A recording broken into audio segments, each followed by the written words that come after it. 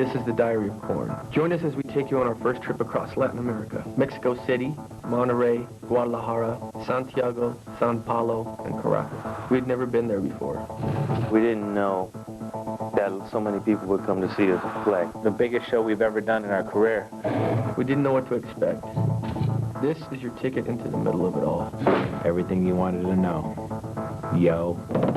This is your all-access backstage pass and round-trip ticket to our private jet as we tour around Latin America. 4 countries, 7 cities, 7 shows, 14 days. And hundreds of thousands of new faces. This is the Diary of Korn.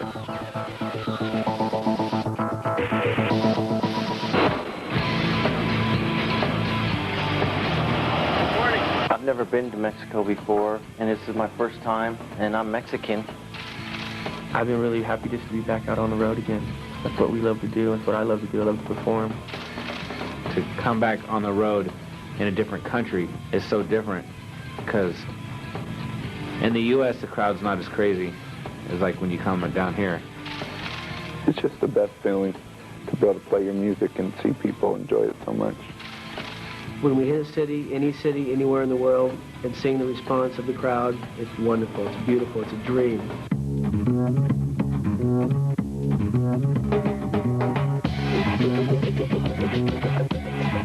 We did the press conference. That went really well. Press is great. It's trying to get out. You know, people get misconceptions of what things are about, and it's just our way to speak out and let people know what we're about and what our band's about, you know. And we had a bunch of stuff scheduled afterwards, and we had to leave, and then you could hear some kids saying, like, we've been waiting for years. We don't want to be dicks and not sign when they want to be signed. I mean, there's sometimes when we can't, you know. So we went back, we're like, fuck this, you know, that's so not cool to leave all these kids that have been waiting for years to get an autograph.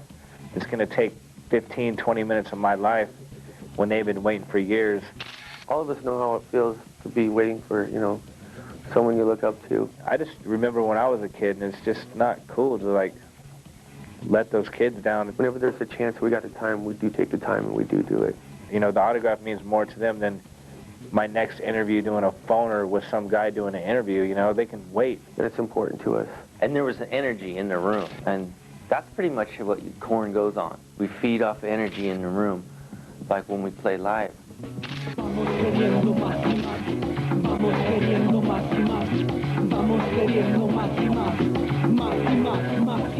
It's a good thing, and repeating yourself over and over, you know, that's just part of the gig. The first night when we were in Mexico City and we did our sound check, I felt like it was a complete mess.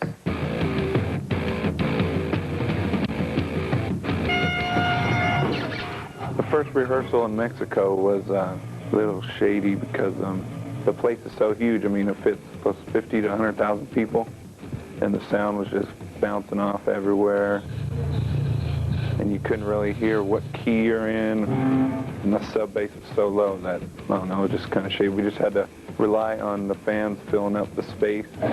When the place gets filled up, it's like the people soak up the sound, and it's a lot clearer. Since the sound check for us went bad, I mean, the sound on stage it just sounds so different because you can rehearse, you can get the sound perfect, you can do everything that you're going to do, but as soon as the crowd gets in there, everything changes. Maybe I was just starting to feel the nerves like come in, you know, the butterflies during sound check because it's such a big stage, and just looking at the arena or the stadium and just imagining all those people being there, it was pretty nerve-wracking, even that for my sound check.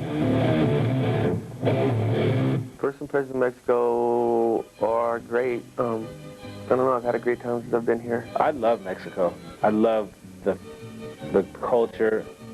I love the women. I love the way everything's designed. People are very passionate about their music. Yeah, and the music, I love Tejano music.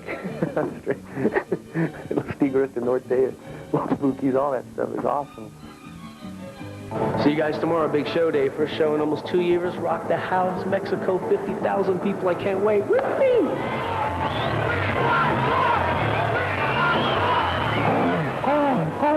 It's about what we do at this time. I'm scared. I haven't done this in almost 2 years. And I hope to hell it's good. I know it will be, but I'm scared, man. This is our first case right here, road case, that we had that we ever got. It's our first road case, huh? And we still got it.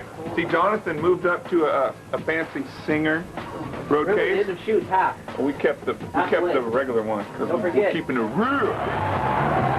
Orale. I don't know if I get nervous more than like anxious, you know, like the waiting and the anticipation. I was a little bit nervous, but I've been a lot more nervous in the past. If we mess up, they either won't catch it or they won't care.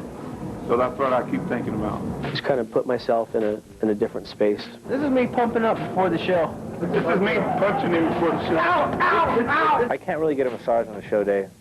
I can get like maybe some deep tissue, like work out some knots or something, but you can't lay down and relax. Try to not think about anything other than the performance. Outside, I wasn't nervous, but subconsciously I know I was, and I made myself puke. And I throw up like pretty much almost before every show. No matter, whatever's going on, just try to block it out and just tell myself, get ready to play, think about music. I went and watched Linkin Park before us, and could feel it for them. It was just incredible. They love their music, you can tell. And it's a really good feeling to be able to create the music and have them all appreciate it and go off like that. So I just figured what was the worst that could happen. All those people are there, pretty much love our music, so just try to play the best we can. Gangster, gangster! It's not nervous. I'm not nervous like we're going to mess up or anything. It's just when they tell you you're going to be up in 10 minutes and you're waiting around for 10 minutes and you hear the crowd roaring and screaming, you're just like sitting around going, Tons of nerves, and we haven't been doing this in a long time, so wanted to come out and kill it.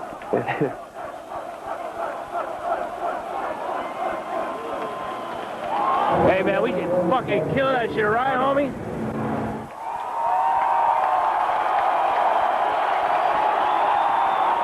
I think you know, but you had no idea.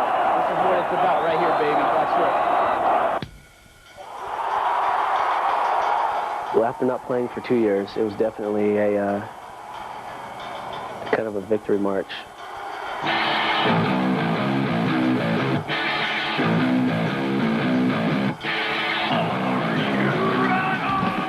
Mexico City was the biggest show we've ever done in our career.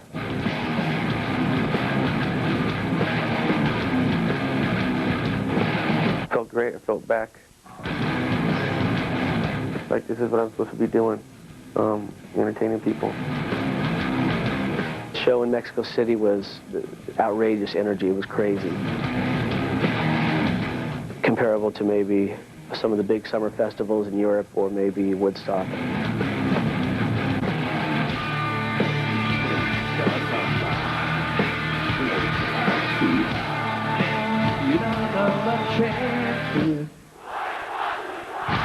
It was just awesome to see the kids just jumping and hopping and doing what we like. I haven't seen that many.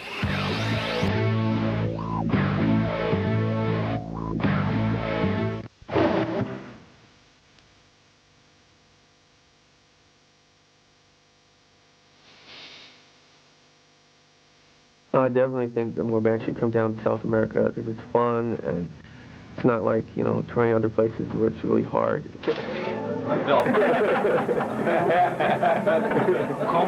Best food I've had in a long time. Honestly, I was a little sketched out. I was like, I'm not really into cow brains or tongue or anything, but it's all good. It was great. It's not bad. The food here is good. How good? Is it? Yeah, welcome. It's good. When you're touring so many places and trying to record albums, it's just hard to make time for the whole world. We've been everywhere, almost all over the world. So we finally made it down here, and can't wait to come back. Every place that we've been so far, everybody's been so cool and just so down, and all the fans especially, they know all our names, and it seems like they like each each person as an individual, not as a band, and how much respect that the fans have for you, like giving you your space and stuff. Like, you know, they're not rushing up on you, that, you know, they respect your space, and we really appreciate that. Some girls followed us from the hotel to the restaurant. And here they come, the same three girls, and I was just like, wow. I think they interviewed Monkey outside the restaurant. It was pretty cool. It was cool. I mean, you know, they're like dedicated fans, and I actually left a message on one of their answer machines. Okay. Hello, this is Monkey, and you've reached Tanya's phone. Here's a message at the beat, thank you. And, you know, she just recorded, I guess it's going to be her new message or something. I was really surprised at the response when we came down. I had no idea it would be this big. I can only imagine next time, you know, once this new record comes out and hits, I can only imagine how huge it'll be next time. Hopefully double as huge, and we'll be back and play multiples in every city. Being off the road for this long, you get used to being home. It's a double-edged sword. When you're out on the road and you come home, you go crazy. You just want to be on the road because you can't stand it, because you're not stimulated 24 hours a day. When you're home, you're relaxing, whatever. So when you go home, when you've been home for a long time, getting back on the road is just crazy. You want to be there. But then you ease to it, and you know, you're happy. So the first week we were in Mexico City, a couple days here, I was like dreading it, wanting to go home, but now I'm back into it, and I'm happy. I love being out here. That's what I do.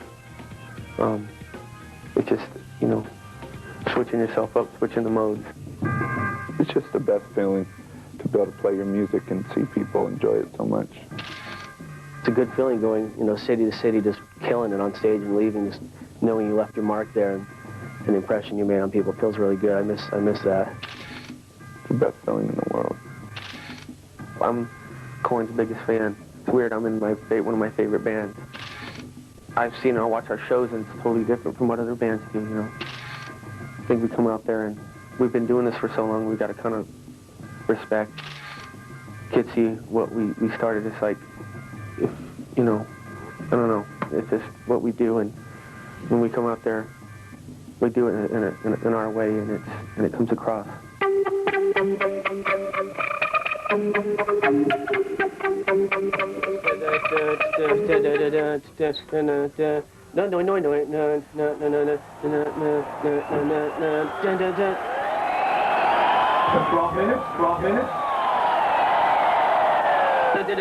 Check this out. Kicking good.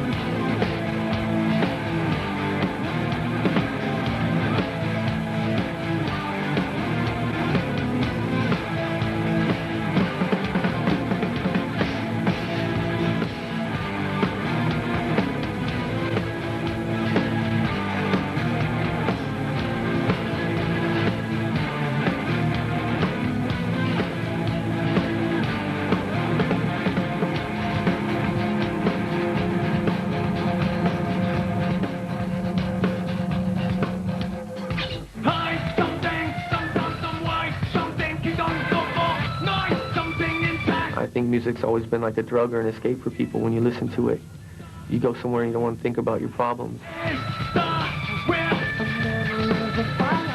And then this time, you know, you get to relate with somebody who's going through the same thing that they're going through. They feel the angst. If it's not what I'm going through, they feel that, you know, the vibe of, you know, whatever's bothering them at that time, they get a chance to release it.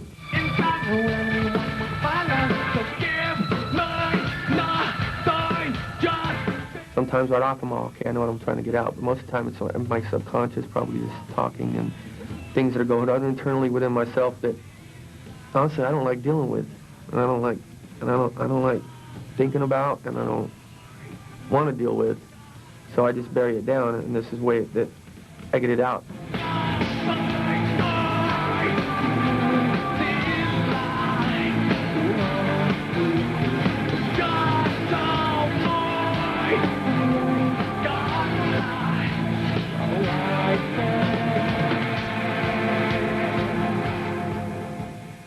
From the stories I hear of other bands, we are really lucky. We don't have any major problems. Everyone in the band loves each other. We support each other. And the coolest thing is we have a good time. We walk off stage and laugh, hug, and really enjoy it. I mean, if you can't enjoy it, why do it? I mean, when it turns into a business and bands are unhappy and they complain about, my water's not right here, blah, blah, blah, and it gets like that, it's just ridiculous. It's not cool. And our band, we're not like that. And I hope we never become like that, because this is part of it that makes it so good.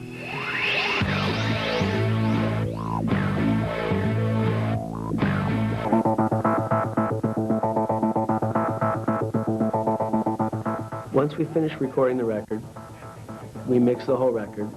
And then, like this record, we sat in the hotel lobby and we listened to the whole record as a band, just like we were hanging out. And we said, what song will go first? Great. Next, let's try them all. That was really it. There was no big idea behind it, no super deep thinking behind it. We just tried, and what worked, worked. That was it. I wrangled the guys up and got them down there, and we did the sequence for our new album. Okay, so what next? Not the intro. Go to the end of position. Yeah, go to the end. Right forward there. When you sit down and listen to it, you listen to everything right. I mean, writing a song, doing it's one thing, but just how you present it is another. So we sat down there and put together what, you know, the final product. The song is so good, man.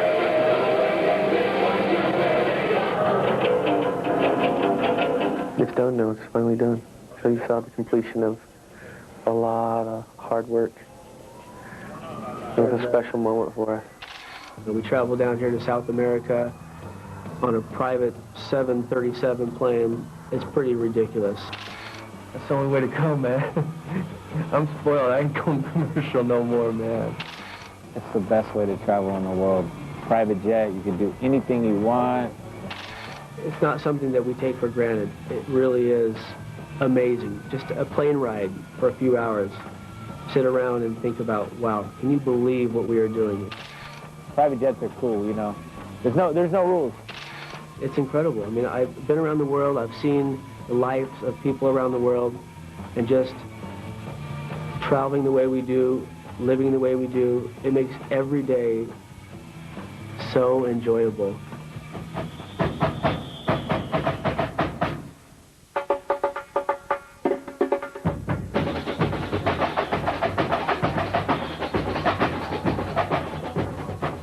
Sao Paulo was very dark. Remember, like, with Batman, you know, Gotham City, it's totally that kind of vibe. When you get off there, it's just really dark, weird vibe down there. I really liked it. I was surprised. I didn't know that Korn was as popular here. Kind of like, almost like, I guess, like what the Backstreet Boys are or something in the U.S. I'm not trying to compare Korn to the Backstreet Boys, but the way the crowds attacked the Backstreet Boys, you know? So it was crazy like that. Screaming and chanting Korn outside our hotel room, and I don't know how they find us when we take a private jet in and they have kids waiting for us. How do they find that information out? I have no idea.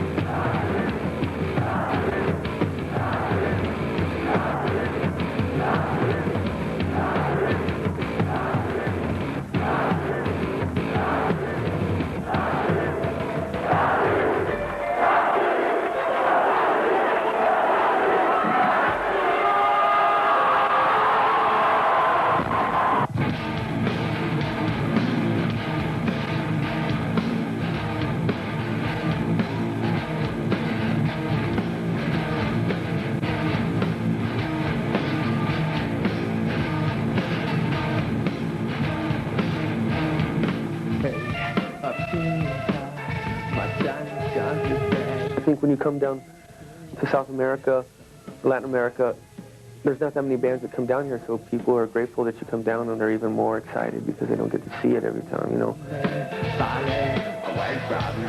Sometimes you just don't want to think about it. Just like, I'm going to just keep doing what I'm doing, because if you sit and think about it, it can be really overwhelming.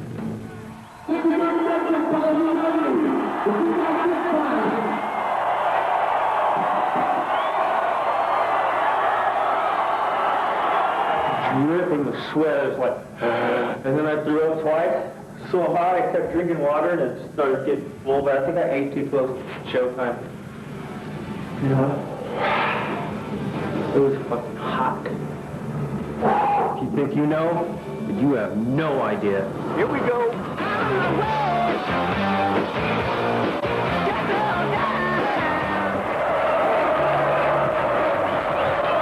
The Latin American fans rule. They're the best. It's really crazy to, you know, look out in the crowd and everyone's singing every word, knows every word in English. I've been blown away. And it's been really fun. I love it down here. Check this out.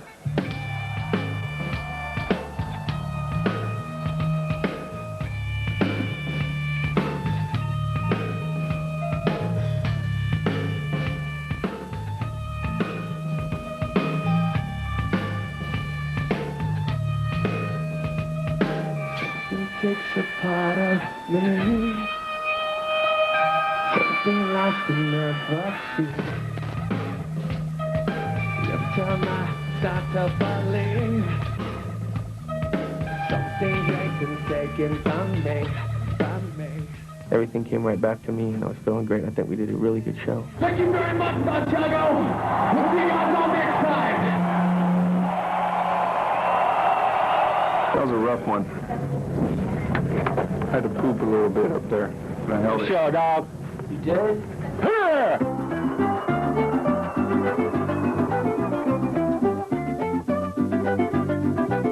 Caracas, coming here is just beautiful. I never even imagined Caracas would look like this. It just reminds me of just kind of like the huge San Francisco, all the hills and all the houses up on the hills and stuff. It's crazy. Back in the day, we had nobody to tour with. You know, we want to go on tour, but who are you going to go on tour with? Megadeth? We didn't want to tour with Megadeth. It's just, if that was all that was around today, we would have to, you know, be on tour with Megadeth or Iron Maiden or, not that I'm like putting down any of these kind of bands, but they're old school metal. And it's so much cooler to have a bunch of new school metal out to go bring out like bands like Linkin Park, Papa Roach. My dog Dave right here from the fucking P Roach. This is my dog, Bill Dog. Bill Doggy Dog. I'm fucking so out of shape, man. We did our first show in front of 30,000 after two years. No, 2 years of fucking without playing. Was I hurt? Hell yeah.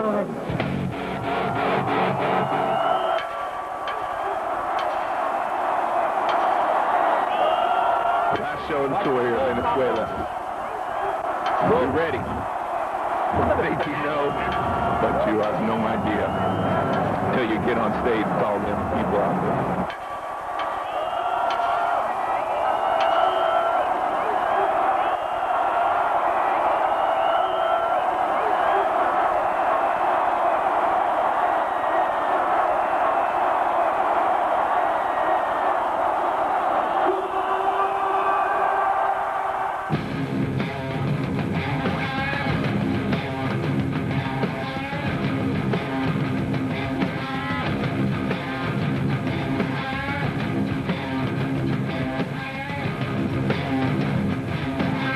Trip's just been awesome. Just meeting different people and going to different restaurants, eating different food and stuff. It's been cool. I can't stand you. I'm just watching you. I'm definitely ready for the world tour. After this Latin America tour, I'm ready. I'm ready to go out and rock everywhere after this. Thought you were my friend. Things that never end.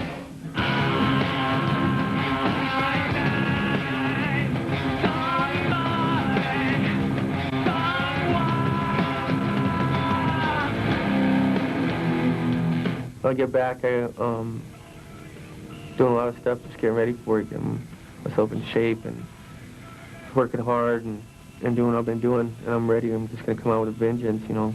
We've been away for a couple years, and I don't want people thinking that we're just, you know, we're done, because we're not. We're just starting.